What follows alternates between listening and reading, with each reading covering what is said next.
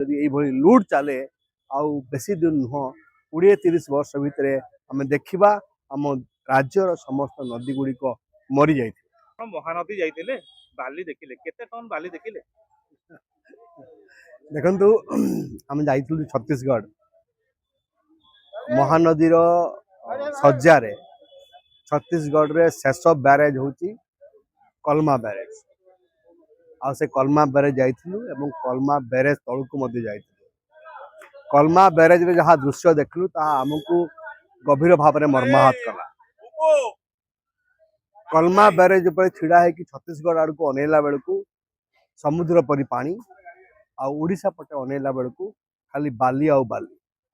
जो प्रश्न मत आपण कले केते बाली अच्छी केते टन बाली अच्छी से हिसाब मो पाखे नहीं कि मो पाखे एतिकी देखिली मु जे बालीर मरुभूमि जो अच्छी से बालीर मरुभूमि रे जो छोट धार रे पानी बाहरुची कलमा ब्यारेज रु ताकू मध्य बाली बंध करिकी अटका हेची एवं ता तले बाली लुट पाई समस्त प्रयास चालू रही।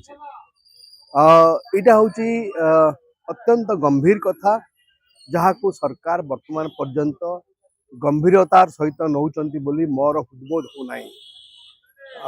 ये सरकार जो आसिले क्षमता को ता परे परे सी जो कथा कहूले जे ट्रिब्यूनाल माध्यम समाधान हो पार ना समाधान आम करूँ आपस आलोचना भितर किंतु देखुचु आम पाखापाखि 2 वर्ष हवा को जीव आ 2-3 मास परे किंतु आम देखुचु जे जो तत्परता पाखे रहा कथा महानदीर सुरक्षा पाई महानदी को बंचे रखापी आगामी पीढ़ी तार तत्परता मु देखु नाही।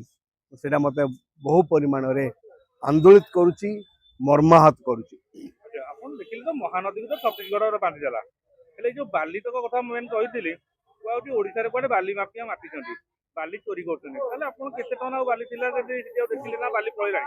देखंतु खाली महानदी नुह ओडिसा रा समस्त नदी आज बाली माफिया कबल रे कबलित। काली मु जाइथिली सुवर्णरेखा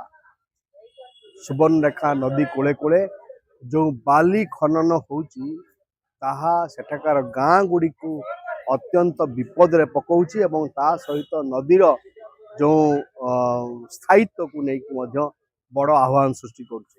खाली महानदी नुह तमाम ओडिशार समस्त नदी आज बाली माफिया कबल रे। बाली होची गोटे नदी पाई अत्यंत आवश्यक मनुष्यर जमती अंत बुजुला जमती आम जानचु गोटे अत्यंत गुरुत्वपूर्ण अंग सेमती नदीर गोटे गुरुत्वपूर्ण अंग होची बाली।